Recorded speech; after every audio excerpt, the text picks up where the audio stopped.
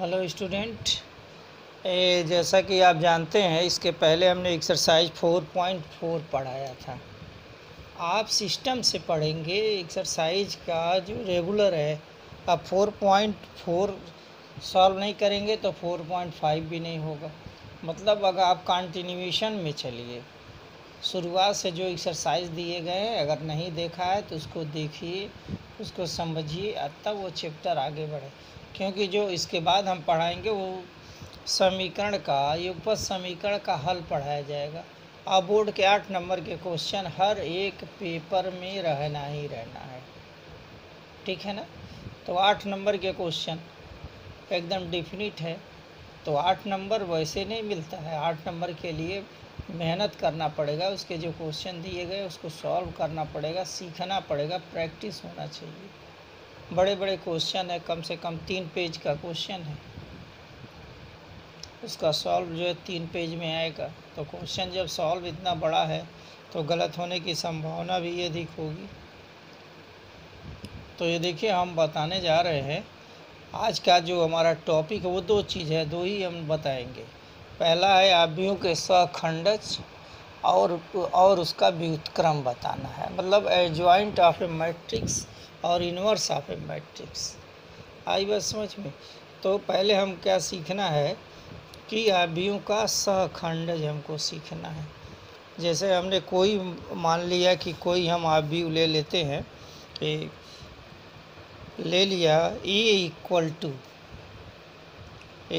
To ले लिया है A11, A12, A13, A21, A22, A23, A31, A32, A33। ये देखिए, एक कोई मैट्रिक्स ले लिया हमने, ठीक है।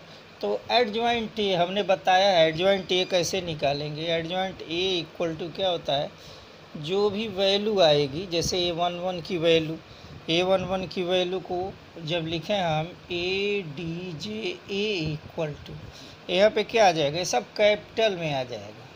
अब कैपिटल हमने बताया कल सहखंडज में, उसके पहले वाले में टॉपिक में जो दिया था कि कैसे सॉल्व करते हैं। जैसे इसका A11 है तो इसको क्या लिख देंगे, कैपिटल A11, एक कैपिटल ए हो जाएगा 12, A13, A21, A22, A23, A31, A32 और ये कैपिटल में सब होगा A33। ये देखिए, आप इसमें लिख दिए। अब इसका का परिवर्त रूप लिखेंगे। आई बात समझ में, का परिवर्त रूप। तो परिवर्त रूप में क्या हो जाएगा, अब जो इधर दिया हुआ है देखिए, ये रो इधर आ जाएगा और ये इधर आ जाएगा। आई बात समझ में। तो इसको हमने चेंज कर देना है। अभी हम क्वेश्चन सॉल्व करेंगे तो सब समझ में आ जाएगा कि कैसे हम सॉल्व करते हैं। आई बात समझ में। जो A11 निकालेंगे, A12 निकालेंगे, उसको किसी सेट में रख देंगे। जैसे मान लिया सेट बी में रख दिया, तो बी में एक मैट्रिक्स बना लिया बी, और उसका क्या कर देंगे, उसका परिवर्त रूप देख लेंगे। इसके आगे देखिए, एक एग्जाम्पल से और अच्छे से समझ में आएगा। ये जितना समझाए हैं उतना समझ लीजिए। एक क्वेश्चन पर ही आधारित हम क्वेश्चन बताएंगे। चलिए क्वेश्चन, एक्सरसाइज के क्वेश्चन बताते हैं। एक्सरसाइज 4.5 इसका सहखंडज निकालना है। क्वेश्चन नंबर फर्स्ट दिया हुआ है 1 2 3 4। एक कोई आव्यूह मैट्रिक्स दिया है, इक्वल टू दिया है। इसके हमको निकालना क्या है, इसके हमको सहखंडज ज्ञात करना है। सहखंडज ज्ञात करना है कि क्या। आई बात समझ में। तो इसको मान लिया ए। अब जानते ही हैं पहला पोजीशन क्या होता है, A11, फिर A12। तो माना कि यहाँ पे लिख देंगे, माना कि A इक्वल टू ए हो गया। तो A11 क्या होगा, -1 पे पावर 1 + 1। अब देखिए लाइन कट कर दिया, ये लाइन बचा क्या यहाँ 4, यहाँ 4 लिखेंगे, ये 2 होगा तो 4 ही होगा। ठीक, आगे क्या होगा, आगे A12 अब हम यहाँ आ गए इक्वल टू -1 पे पावर 1 + 2 ये रखते हैं, 1 + 2 यही ऐड कर देते हैं, ये दूसरा है।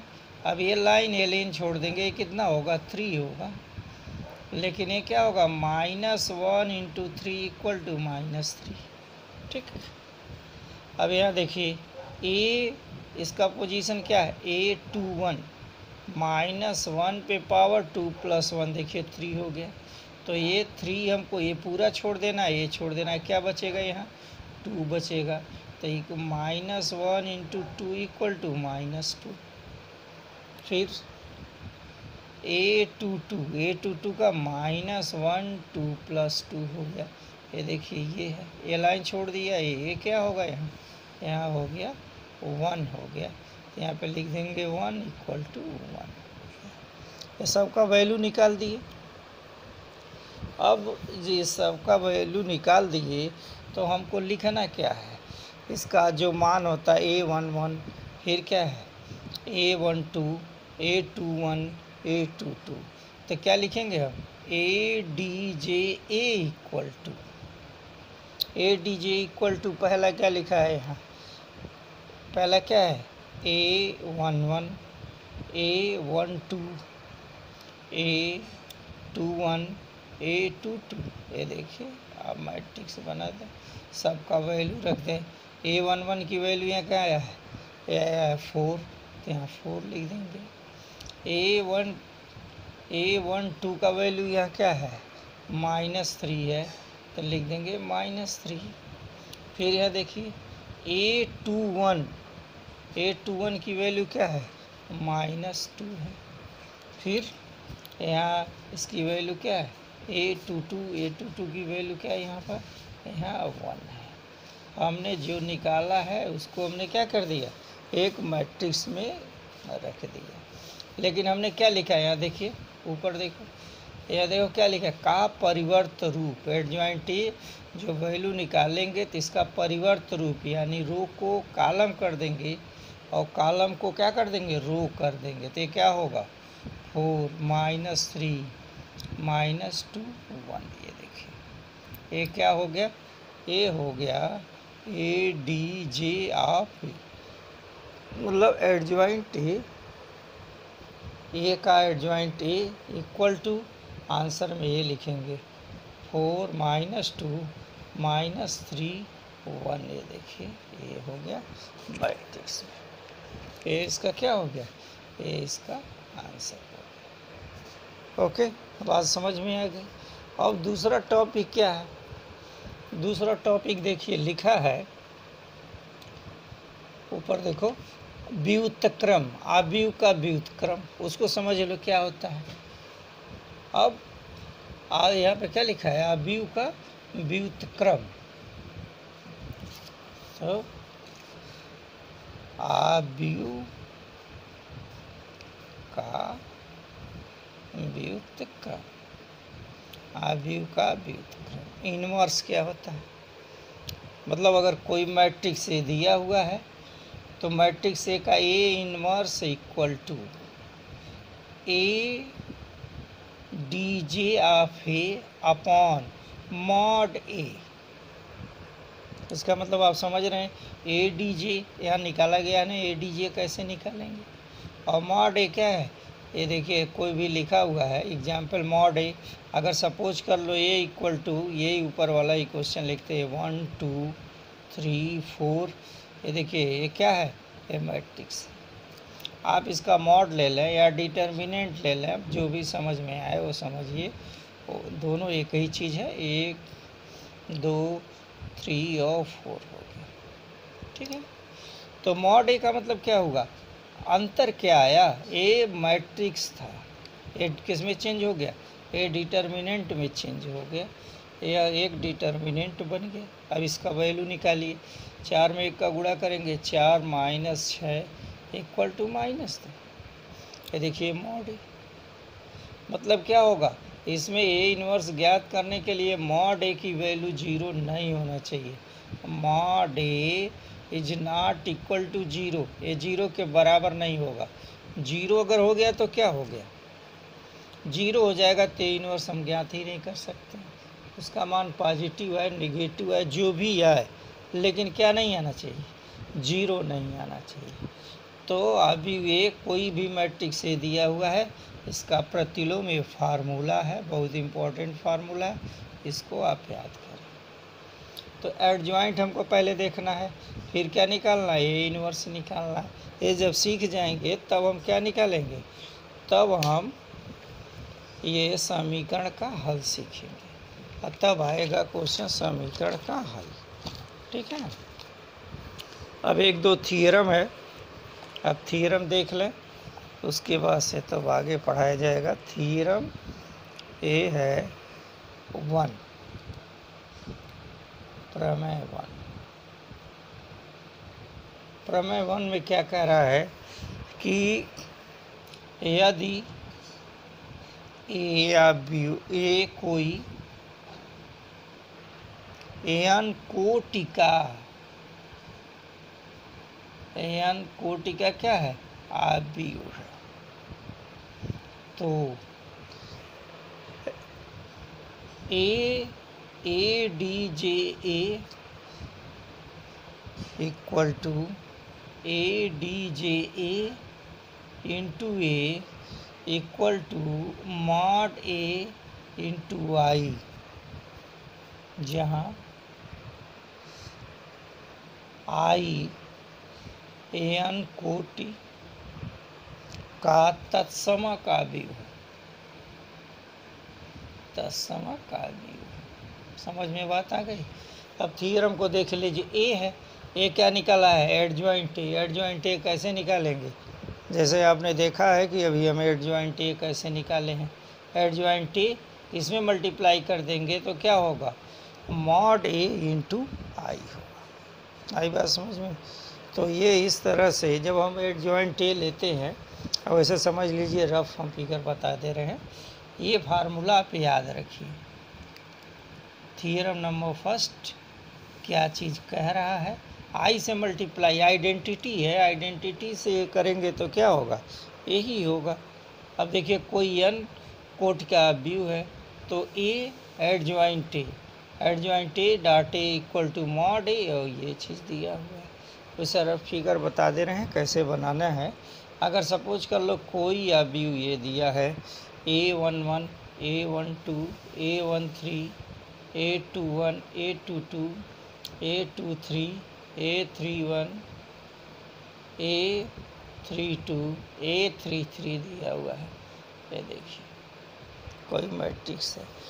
तब इसका ए डी जे क्या होगा, implies A D J A equal to क्या होगा, ए जो स्मॉल में है उसको हम कैपिटल में लिख देते हैं।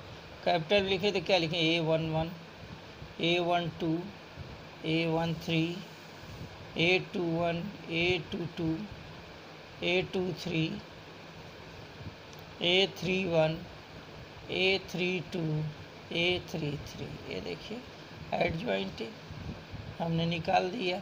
A11 कैसे निकालते हैं वो पता ही है।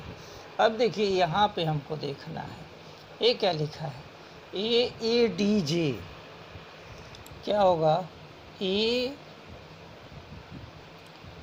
D J A equal to, अब देखिए इसको क्या लिखा जाता है, जैसे इसमें ये समान तत्समक होते हैं, ये इसका डायगोनल जो है ये सब किसके बराबर है, तो मॉड ए के इक्वल होता है। मॉड ए, बाकी सब एलिमेंट क्या होंगे, जीरो, मॉड ए जीरो जीरो जीरो, ये क्या होगा, मॉड ए के इक्वल होगा।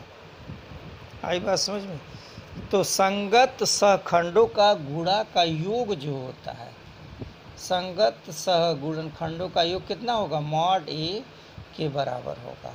बाकी एलिमेंट जो हो गया, तो यहाँ क्या लिखेंगे, मॉड ए कॉमन ले लिया, मॉड ए कॉमन ले लेंगे तो क्या यहाँ बचेगा 1, यहाँ पे 0 0, फिर यहाँ 1, फिर यहाँ क्या बचेगा 1, तो यानी 1 0 0 0 1 0 0 0 1। ये किसके बराबर होता है? तो मॉड ए इंटू आई, यही हमको सत्यापित करना है। देखिए यहाँ क्या लिखा है, A D J A equal to क्या लिखना है, आई मॉड ए, ये चीज़ ध्यान देना है। अवयव के संगत गुणनखंड मॉड ए के बराबर होता है, ये चीज़ याद रखना है। अवयवों के संगत गुणनखंडों का